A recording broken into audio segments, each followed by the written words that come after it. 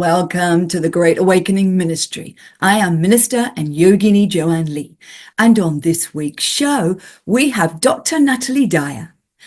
Dr. Natalie Dyer is a research scientist with Connor Whole Health at University Hospitals and is the president of the Center for Reiki Research. Natalie obtained her Bachelor of Science degree at the University of Toronto, doctorate in neuroscience at Queen's University, and postdoctoral fellowships at Harvard University and Harvard Medical School. She has published many scientific papers and book chapters on postmaterialistic science, psychedelics, and the therapeutic effects of integrative medicine practices, including Reiki, yoga, acupuncture, and mindfulness. Natalie is also co-editor of the books Expanding Science, Visions of a Post-Materialistic Paradigm, and the forthcoming book, Infinite Perception, The Power of Psychedelics for Global Transformation. Natalie is also an energy medicine practitioner, specializing in Reiki and North American, European, and Tibetan shamanic practices. She lives in the woods on the east coast of Canada with her husband, visionary artist Louis Dyer, and their daughter. UK Health Radio, the station that makes you feel good.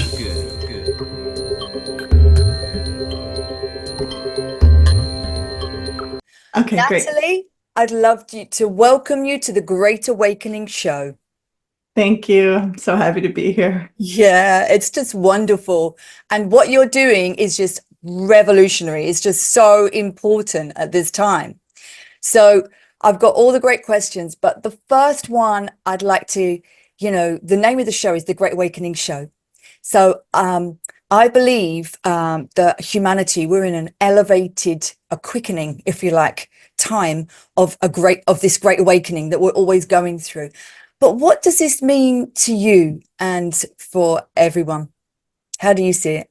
Yeah. Oh, such a good question. And we see the word more and more and more now, without perhaps a definition. So I would say, to me, okay, so there's the Great Awakening that we're all collectively going through, and then we have our individual awakening, which is a part of that, right? So the Great Awakening being a large shift in humanity in our state of consciousness, and really, it's really a remembering is how I see it. It's not really we're learning more, but that learning is shifting us back into our soul intelligence, so our innate wisdom and what we all know beyond our human form. But really, I think the awakening is a shift in consciousness where we understand that we're all connected as one. And what that means perhaps is one consciousness, one being that fragments itself, for lack of a better word, maybe, for an experience. So the objective, the one becoming subjectivity, and these little aspects of self starting to wake up to that, hey, we're all part of this one, this whole. And with that comes incredible shifts in, of course, how we treat each other, how we treat the earth, just how we live our day-to-day lives, our priorities, how we spend our time. I mean, it's everything, right? It's a huge paradigm shift. And it's really bringing back ancient wisdom as well. Like I say, it's a remembering. This isn't, there's nothing new to this. This is the most basic thread of understanding through a lot of traditional belief systems or indigenous belief systems. So it's really an integration of, I think, ancient wisdom and then new understandings as well with different technologies, and really bringing the two sort of together in a way that we can hopefully use technology for good. Yes. Yeah, so we can eradicate certain diseases, things like that. We want this balance of a really earth-based, soulful life, but also with the technology where we can still talk to our friends online. Maybe. Exactly. Yeah, that's so true. That's what I always say. It's got to be, coming back to nature, but working with nature, not against Mother Earth. Exactly. You know, and Exactly. bringing in that high, beautiful new technology that's going to come in, that's going to revolutionize all our lives. It's just so beautiful. Yes, Oh, wow. I loved exactly. how you described all of that. That was beautiful. Thanks. And can you tell us a little bit about psychedelics, first of all, especially for our audience? Yeah. So Mhm. what are the, you know, the main psychedelics, and what do you see the most transformational aspect of psychedelics? Mhm. So psychedelics are called many different things. I used to like the term entheogen, which means the divine within, like manifesting the divine within. I've never heard that Um, before. yeah, I like that term because it brings a spirituality to it. Some call it hallucinogens. Plant medicine is a Plant medicine. popular one. Yeah. Yes, yes. But things like mushrooms are not necessarily plants, like in terms of how we categorize things, but they get But they're lumped in. grown on So the earth. They're grown in Mother Earth. Anything there on we the are. earth. Yeah. Yes, yes. So really, they're a substance that the traditional psychedelics activate serotonin in the brain. So they're 5-HT2A receptor activating substances. Okay, if you want to be like scientific about the term psychedelics, but it's really any kind of substance, natural or not, derived from nature. In the case of LSD. Yeah. That has the potential to dramatically alter our perception and our understanding in a very short period of time if we have what's called a trip or a peak experience. Yep. That can lead to profound transformation. So the classic, seeing sort of colors, having perceptions, visualizations, all this stuff. But if you're in nature, maybe feeling really, really connected to nature. Yeah. So there's, what we call magic mushrooms, yeah, which the derivative of that would be psilocybin when it's used in research in medicine. Yep. The active ingredient. A very popular one recently is ayahuasca. Yeah. So I've taken both of them. Oh, nice. I have not had ayahuasca, believe it or not. But You haven't, and you're studying no, all of it. Why? but mushrooms I have. It's just Yeah. that the one time I haven't gone to the Amazon, Yeah. unfortunately, not yet. So, and I Yeah. want to do it in the right setting. Yeah, So you have I to. I had the Yeah. opportunity to do it once, but it wasn't the right setting, and it No. wasn't ceremonial enough. It wasn't Yeah. grounded enough. Like I really want to be grounded with those Yeah. experiences. So yeah, I just believe it or not, have not When I done did it. when I did it, it was beautiful. It was in a retreat in Devon in England, and we all had our Oh, little beautiful. beds. There was 20 of us, 10 of us all in the beds. And then the shaman was there, and they would, and it was an inward, we had to go inward. It was a Yes, complete, absolutely. it was a beautiful with the music and everything, and it was just amazing. Yeah. Great. Yeah. Yeah. I've It's heard cheap. wonderful things. Mother ayahuasca came up. I could feel her. It's like the plant coming up. And then, she just told me to love everyone and be love. And it was beautiful. Great. The second one, Yeah. different. I want to take it twice. Yeah. I think Okay. but they are here too. And our ancient ancestors took them a lot. And I believe that psychedelics form a part of human evolution, Yes. Yes. Yes. That's a really good point. I mean, most indigenous traditions have some form of medicine that they use in a ceremonial, spiritual way to access the unconscious or the superconscious for healing purposes, usually. And so in the case of shamanism, maybe using a psychedelic to access certain information about the individual that you're working on healing with, for example. So it's part of a lot of different traditions, and that's what we like to bring in with the book, was a lot of different perspectives from different indigenous, but also quote, like modern researchers and things like that, so that we could get this broad perspective on psychedelics. So your book, tell us about your book. Yeah, tell us about your beautiful book. Have you got it there? I have it here. I was looking at it. Infinite perception. Look at that. Yes. The strap line. Very pretty. Infinite perception. It's the role of psychedelics in global transformation. So, and that's what we just said about ancients using it and indigenous using it for transformation, to heighten vibration. It's to get us into that heightened state, heightening consciousness. Exactly. Yes. And we're looking at transformation on different levels. So we have, a section on cultural transformation. We have a section on societal transformation, and then personal transformation. So we talk about, the own inward journey, but then what does that do to the culture, to our immediate circle, and then to the broader global community.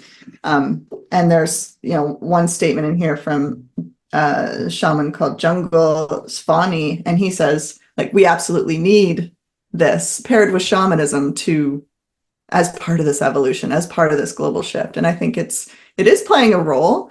I think it's playing a role, very much what they call like the underground, the psychedelic underground, but not really, because it's part of mainstream news now as well. Yes. At least in America, North America. I'm not sure how things are in the UK as much. Oh yeah, but it has been underground, but everyone, I mean, magic mushrooms are really quite mainstream now, right. And it's so much better. I know people that, used to be on cocaine and man-made hard, drugs, but then they went to magic mushrooms, and now they use it on an inward journey, and it helps them so much with their depression. Yes. And they've done, I know that. Tell us about that. Tell us about all of the research that's being done on, so how, I can never say the word, say the word, psycho, I can never say it. Psychedelics? No, the magic mushroom. Oh, psilocybin. Psilocybin is such a difficult word. Psilocybin. I know that they've done, and in England they've done it as well. Lots of tests, and actually using it for anxiety and depression and all of this. I mean, Parkinson's, lots of different things. It's amazing. Yes, absolutely. It's very good. It seems to be very good for treatment-resistant depression. So people that have tried all the, the SSRIs, the standard pharmaceuticals, they've done the psychotherapy, they've tried everything. So we call them treatment-resistant depressed individuals. Wow. Very, very effective for that.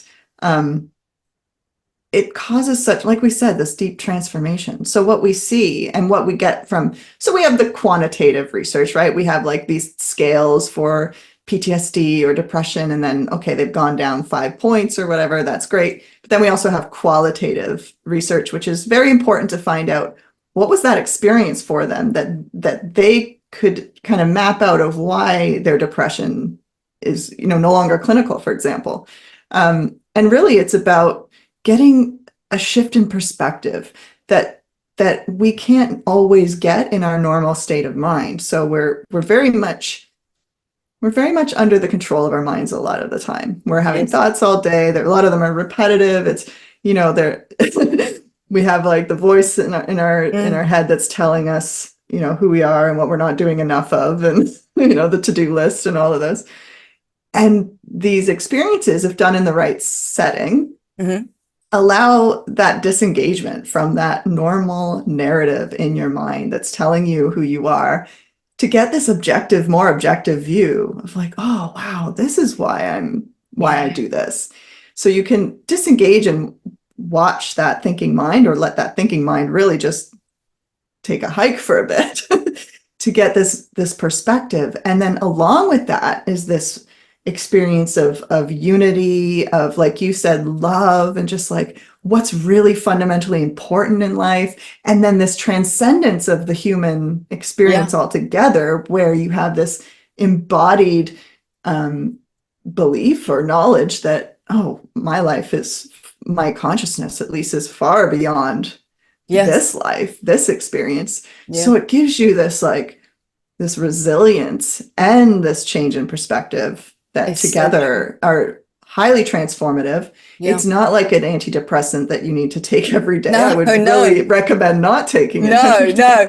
I mean, everything you're saying. I remember when I took my first, magic mushroom trip, and I was in California Beach, in Zuma Beach, and I was no bigger than a grain of sand on the beach, and the sea was so big, and it was just and I was insignificant, and I was at one with everything. And it's really funny that you say that you take yourself away from your thinking mind, because as a yogini, I believe we are not our thoughts, we are not our feelings, we are the observer, the soul consciousness behind it all. So we can look at it, but we get so wrapped up with that ego personality, of who we, society, social conditioning, all of that. And that's when we become trying to live up to that maybe in this society where, you know, we get misdirected and we can feel anxious and so, but when you come out of that, and that's what it does, doesn't it? It brings you to your true self, the divinity within. Yes, exactly. Yes, it's a tool for that. Just like yoga is, just Yes. like different forms of meditation, for some people, breath work, fasting, etc.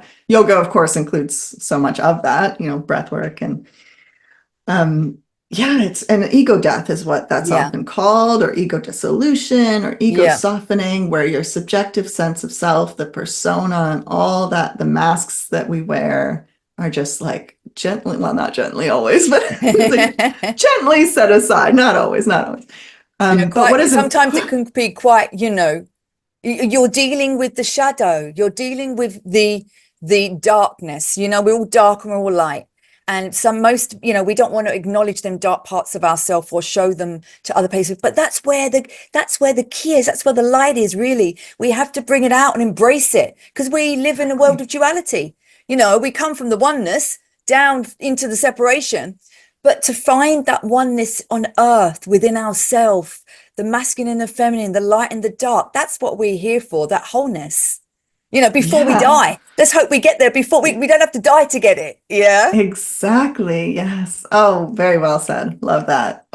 And what they see therapeutically is, so we mentioned, you know, maybe not so gently that happens. So these experiences of ego death, the more you resist that, the more you can end up with what's called a bad trip. Yeah.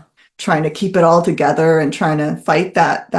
But the more you let that go, that's related to the therapeutic benefit. So that's why guided psychedelic therapy, for example, is really important, especially for like the majority of people, not necessarily everyone, but to have someone guide you to let that go.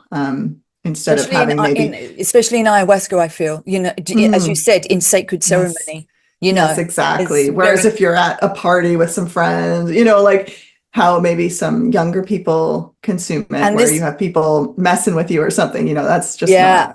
And it's that's not the why I feel way. that, you know, it should be done in a sacred environment. And, you know, I know so many people have had, like, you know, they've been on 13 ayahuasca journeys. I'm like, but you're just tracing the dragon. Where are you going to Yes, stop? This is not what this is about. It's a sacred thing. You know, you only need one or two or maybe three in your life. You know, yes, but if you don't do it with the right environment, with the right people, like you said, you want to do it in the jungle with the actual shamans, to do it, to be with Mother Earth in that moment when you are so vulnerable, but you've heightened yourself into her realm, you know, that's yes, sacred, isn't it? yes, yes, Yeah.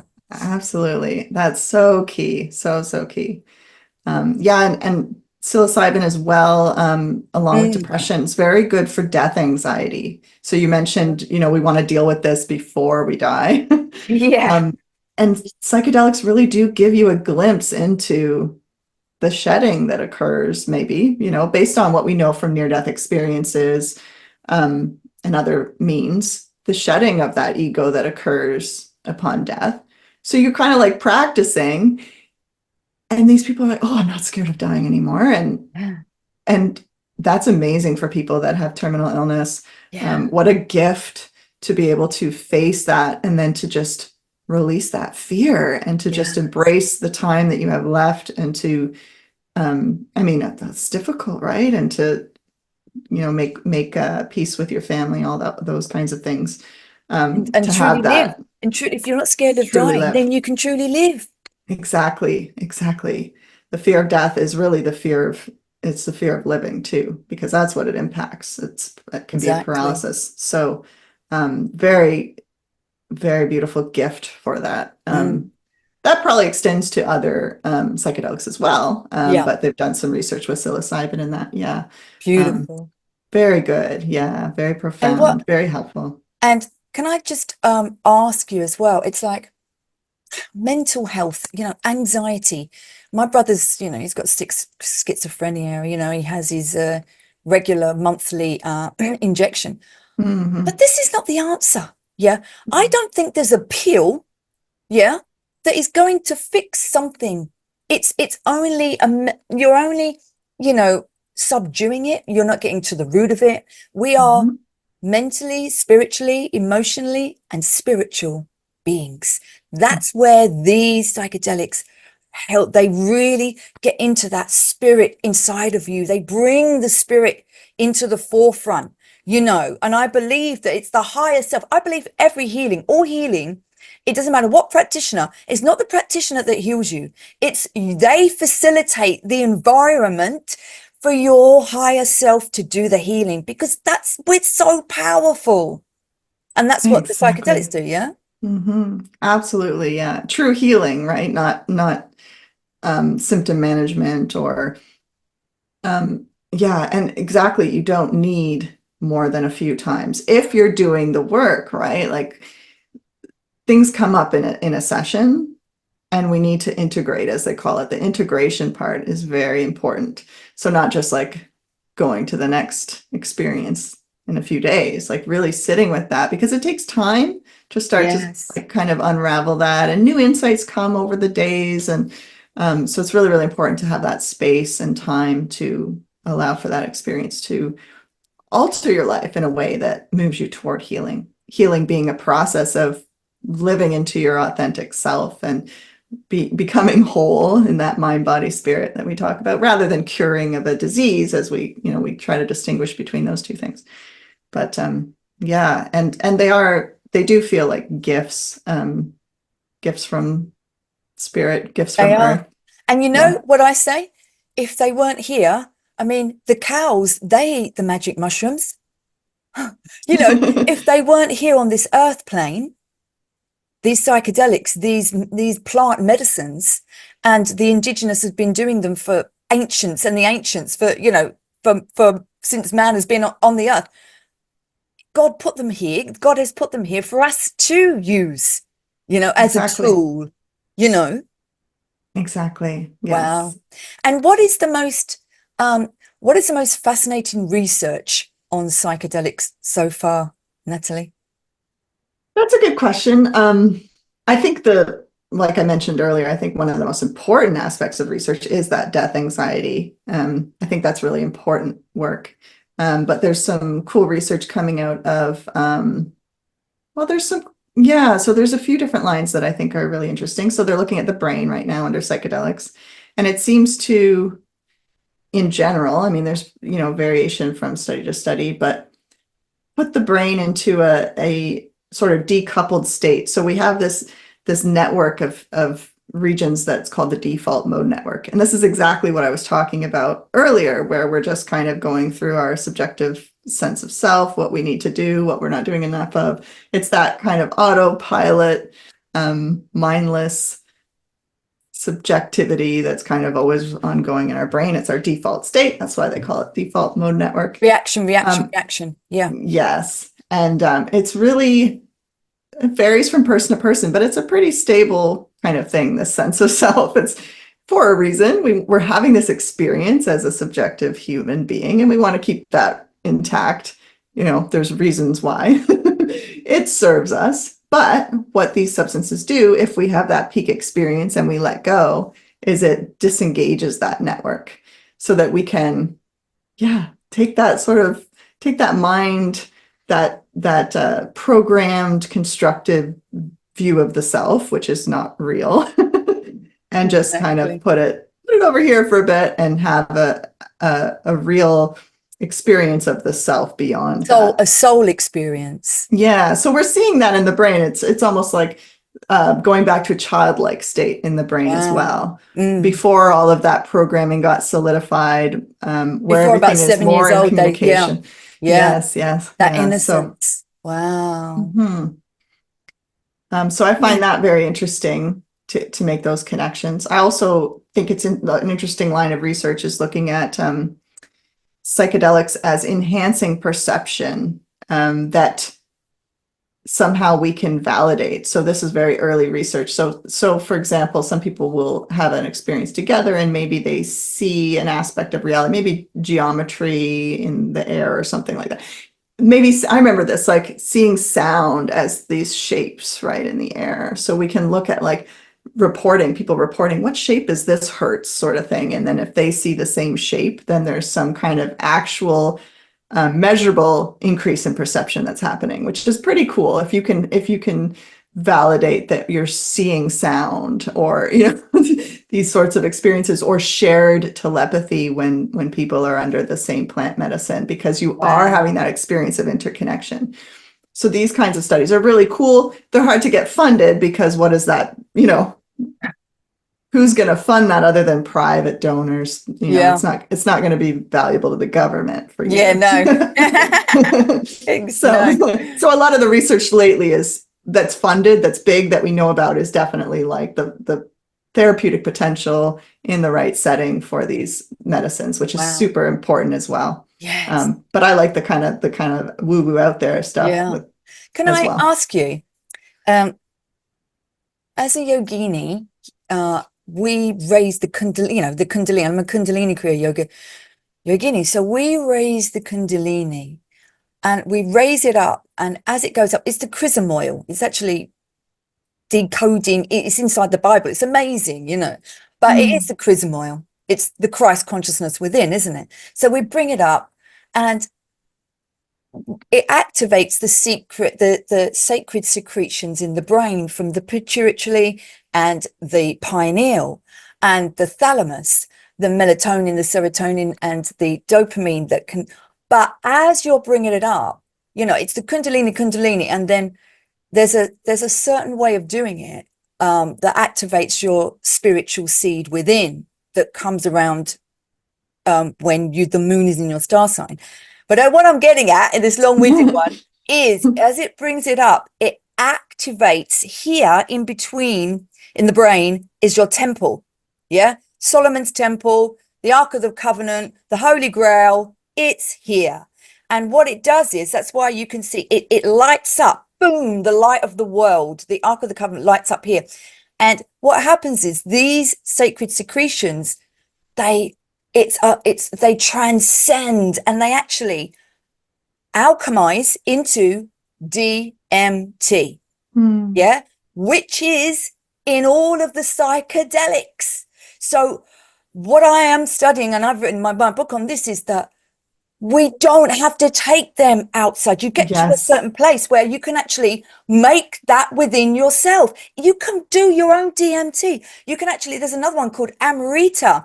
Amrita is the longevity. It's the milk, which is the Amrita, and the honey is the DMT. It's the milk and honey from your heaven. It's unbelievable that we can do this as human beings. Yes. And the yogis know all about this. The yogis know all about this. Super good point, that you do not need to take psychedelics to have your brain go into that state. Transcension. Many other ways. Yeah. I think DMT. I said early on that the psychedelics are like a quick way to. Yeah. It's the fast track. It's a fast track. Yeah. Which is really good for people, again, that are facing terminal illness and they don't have time to start maybe a yoga practice. This way that I'm talking about takes a lot of practice. Meditations and Kundalini. It's a discipline, but it is astonishing that we, the human beings, isn't it amazing? Mother Earth makes the DMT in this special, magic medicine that the Mother Earth has made and the indigenous know. And I feel that, and then we make it. I mean, it's just unbelievable. Yeah. I bet all the shamans know that as well. Probably, yes. And there's breath work practices, which yoga is holotropic breath work developed by Stanislav Grof that can elicit a, quote, psychedelic state as well. That's right. And fasting can do that, and dance, ecstatic dancing, drumming, like a lot of shamanic traditions, indigenous traditions for healing use the drum to alter the state, not necessarily taking the medicine. Yeah. So, very, very cool. And it shows, right, when we have all these different means of having this experience, near-death experiences. That must be the ultimate DMT experience, because some yogis, they can actually take their soul out of the top of their body and make their death. They say, right, I'm going to have this time of my death. This is what, and they can do that, I've heard which that. is Yes, really yes. incredible. So, and they turn into the rainbow body. So I think that is definitely a transcendent DMT experience, is it not? And isn't that amazing too, to be able to choose in that time, in that way, in a conscious way, like, Right. okay. My soul's had enough. And then it's just a natural, oh, all right, here we go. And I've heard there's hundreds of thousands of yogis that have done that. That's what I've heard, but I don't know for sure. Yeah. So all of these experiences point to the same thing. And it is this underlying truth. Yeah. There's cohesiveness amongst all the different people all over the world that have had all different types of practices, medicines, all arrive at the same truth. And that is amazing. Yeah. Because it is truth with a capital T. Yeah. And I think it's amazing. And I feel like the amount that we're able to communicate that now through the internet is just transforming, it's beautiful. Transforming humanity. And is that not transcending this reality? Because this is not our real home, is it? Right. No. Our real home is in the spiritual world, in the multi-dimensional other realms, That's where we're one with the creator, with God, goddess, whatever you want to call the source. And that's where, so we come here to have all of these experiences, but these psychedelics and even, doing Kundalini, going within, you can have that transcend. You can get out of this normal reality. And I think that when you do them, it's like you go into the truth, you go into the heaven world. Yeah. You touch a part of that.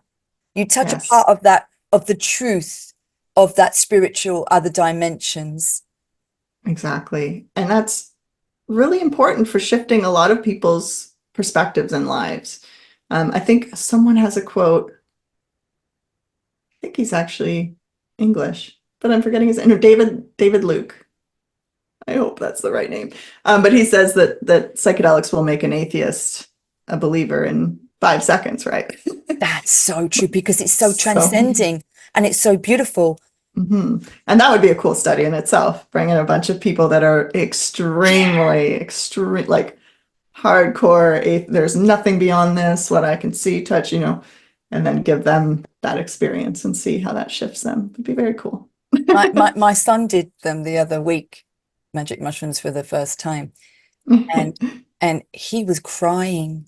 Oh. Yeah, lots of people have that crying. It's like, it was so beautiful. Yeah, to touch that beauty, that's what I'm, the beauty, we can all touch that if we go within through meditation, touch that divinity within, but that's what they help us get to, don't they?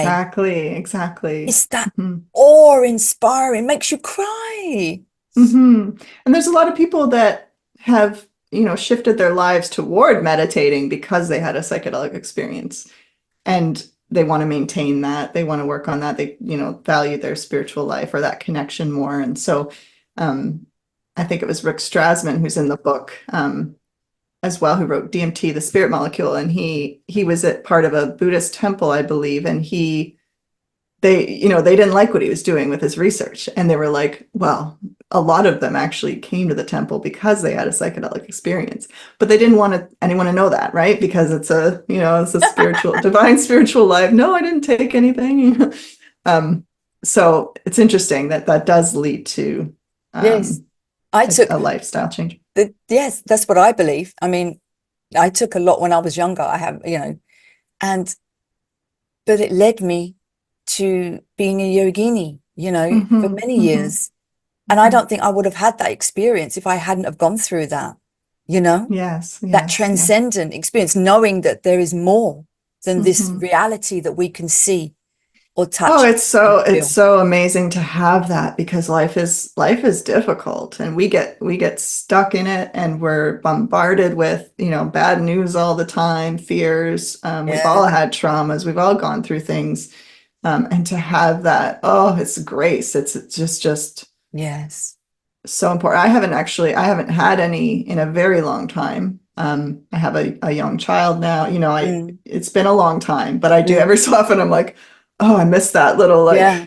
You know, I can get it through yoga. I can get it through meditation, but sometimes, but just that, sometimes it's just like a little, you're blowing away the cobwebs, yes, and getting that clarity and that reassurance from heaven, I feel, Yes, reassurance is a good word for that too, because Yeah. it's like filling up your cup again.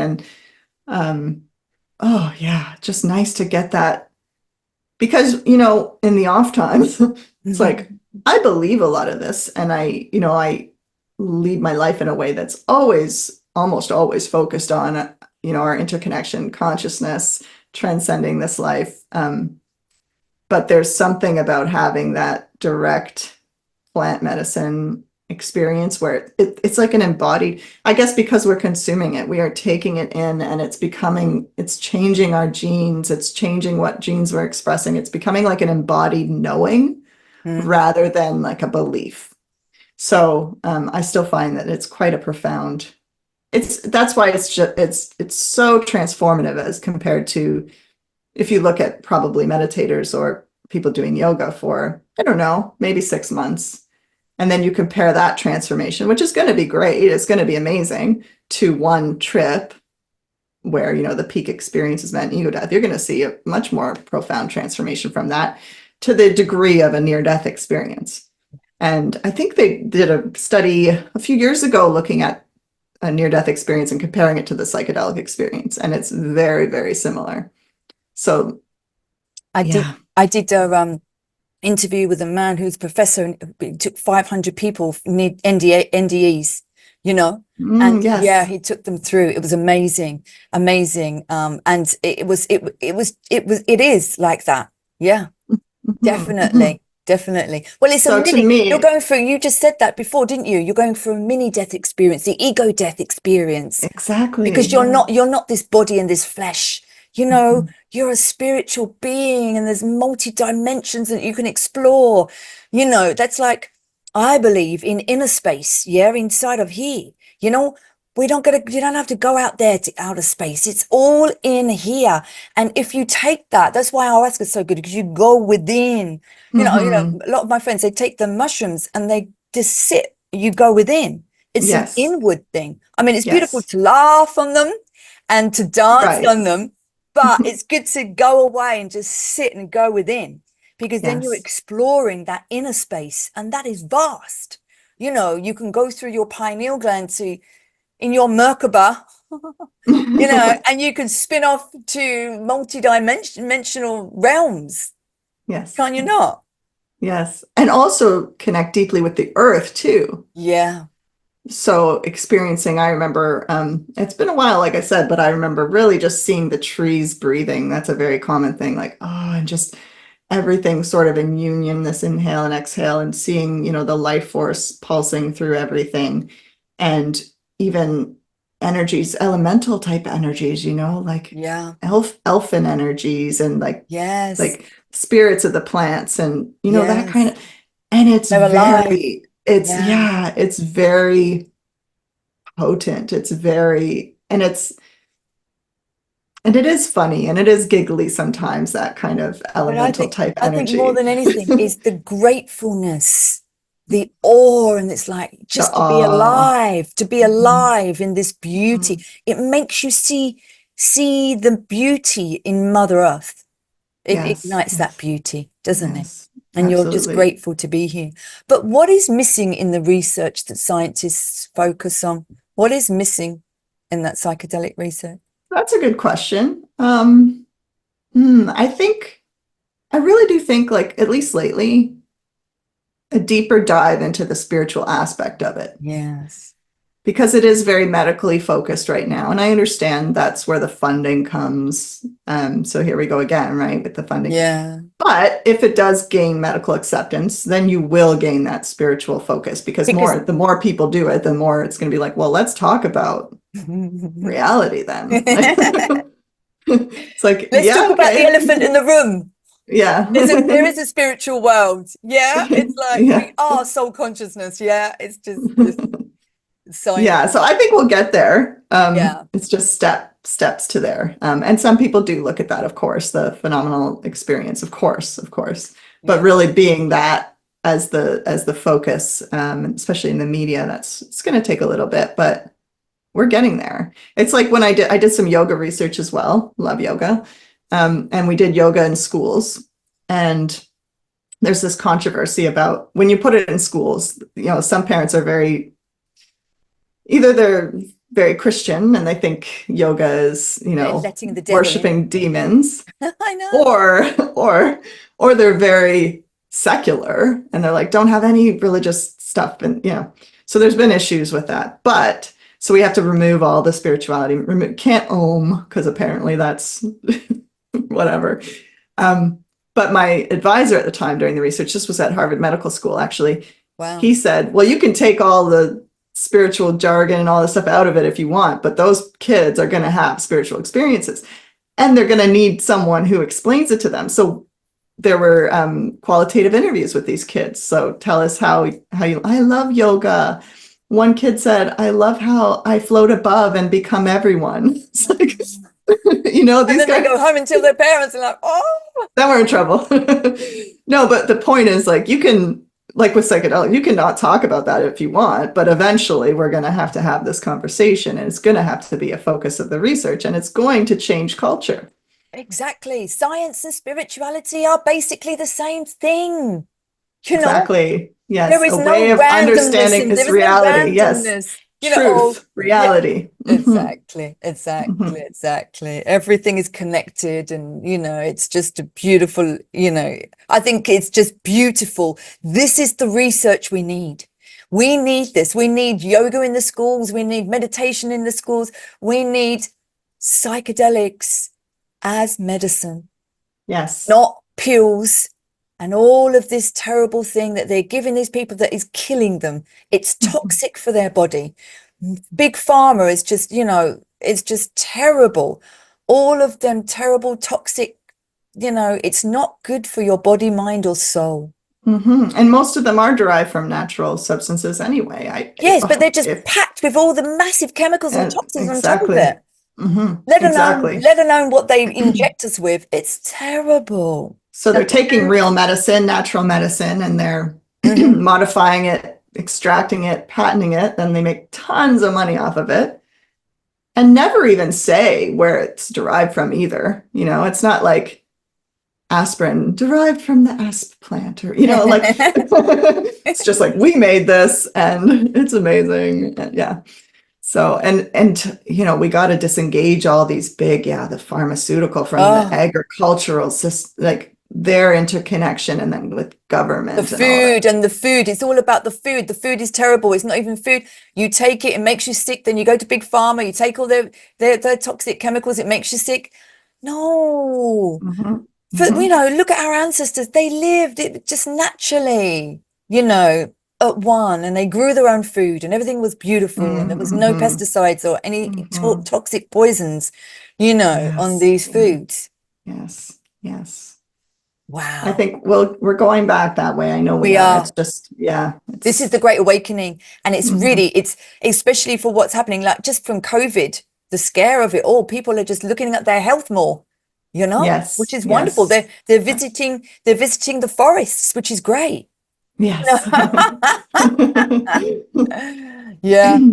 And what about, right, you've told us about what's going on in the brain during a trip. That was just unbelievable. Really, really, just so amazing. And our ancestors, the psychedelics, and uplifting consciousness, this I think is the most incredible. How do you see the psychedelics coming into humanity's future and helping in this global transformation and this awakening that we are in? Yeah, I think so. In medicine, it's being used. It's being used clinically. There are clinics. I work in integrative medicine, so I speak with different integrative medicine centers in America. I'm actually in Canada, but I work remotely for the US and their hospital systems. And I spoke with so many people recently that are like, oh yeah, we administer psychedelics in our clinic, and even in a way that hasn't been researched, which was so interesting. I was like, you just it's like, I was like, what do you give them? And it was for PTSD. So we do a stacking method, they said, where they give psilocybin, ketamine, MDMA. I was like, oh my gosh, we have a whole protocol and it works. And I'm like, wait, but it's not been researched. There's no publication. No. Like, oh my God. Okay. So it's actually being used in the clinics in very effective ways. So that's really important because people are going to be trying it. If it's in a clinic, it's being administered. These are MDs. These are physicians. That's great. Yes. Yeah. So that gives you trust in it for the average person who, it has to be a physician who's recommending something. So we have that. And then we have mainstream medicine that's now taking it. Using it seriously, at least in America. I don't think so much in Canada. There are a few clinics here and there, but we're a little bit behind. So you have that, and then you have the underground. You have like just a cultural movement, where people are going, to the Amazon or seeking something deeper. And the more people do it, they tell their friends, "Wow, because it was so transformative and powerful. You should really do that." Yeah. So, and there's people in the Reiki community that I'm a part of that have, they had an ayahuasca experience, and that led them to Reiki because they felt the energy flowing. So there's just a natural cultural movement that's happening because it's just snowballing. Yeah. And they want to get away, don't they? They want to get away from man-made drugs. Yes. Man-made, even ecstasy and all of that. It's all man-made. It's all everything, get away from the man-made and go with Mother Earth, natural. Get away from the man-made food. Go with Mother Earth, natural. Everything is becoming. This is what the Great Awakening, I believe, is about. Coming back to nature, simple ways of living. Oh, yes. It's simple. Oh, yes. That is a big point, because I feel like truth is simple.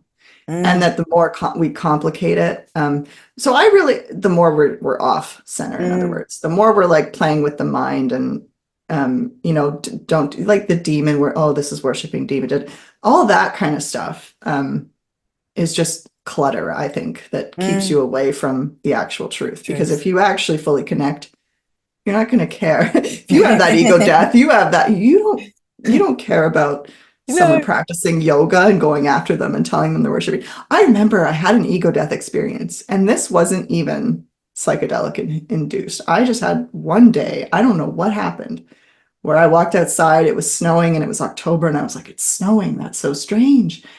And then I went back inside, and all of a sudden, like it was an ego death experience. And I was trying to put myself back together a bit because I was with family at the time. And although they were open, I didn't, you want to have conversations in that experience. You can anyway, but I did go on my phone because I was like, maybe going on my phone is going to help me sort of ground. And just the way I felt scrolling, looking at people's stories and posts was such a different feeling than I feel my day-to-day life, where we're all kind of like, we have a little bit of judgment, right? We're kind of like, oh, even if it's like for their good, like, oh, it's hard to explain, but I was looking, it was just compassion. I was like, oh, everyone just wants love, and they're all just posting to be loved. And like, it's just such a different experience. And then also seeing them all aspects of the self, right? And like, oh, it's all about self-love. And but yeah, when you have that real direct ego death, it's a totally different experience. You're not judging people for doing certain practices, or you're not thinking that something's demonic, and it's all that one, and it's all perfect. And these are all just experiences and different journeys. And that's what we need, this global transformation. We're only going to get there if we realize that we are one soul. We're a part of the one soul in all these different bodies. Because there was one thing that someone said to me the other day: God is omnipresence, meaning everywhere. Yes, because God, Goddess, that soul consciousness is within each and every soul on the earth. So of course, God is everywhere because it's inside of us, everywhere. And I was like, wow, the penny, it's like, yes, of course it is. But this is what, when we have that idea, that global transformation is that love for each other, we will not be able to make war upon each other. We will not be able to give aggression or conflict or hatred, because we will be doing it to ourselves. Exactly. There's a video on YouTube, and I don't know, how fact checked this really is, but was it English military? It was British or American military, and they gave them LSD and then just like observed them. I could be wrong, but there's something like that. And they just like started climbing trees and like sitting in the trees. Like, it's not going to be used for warfare. Yeah. See? That's what it is. And it makes people connect, and it makes them laugh, and it makes them connect with themselves, and it makes them love. So that's the global transformation we need. Exactly. And it needs to be genuine and grounded and integrated, and not just like, well, real. Exactly. Well, I just tell you, Natalie, what an amazing, beautiful chat we just had. Absolutely beautiful. It really was. And I'm just losing the connection now, unfortunately. So I just want to say, Natalie, thank you for your divine wisdom. Thank you for all your research you are doing about psychedelics, because we need this global transformation. And thank you for being on the Great Awakening Show. Thank you so much, Joanne. It's a pleasure to be here. Lovely.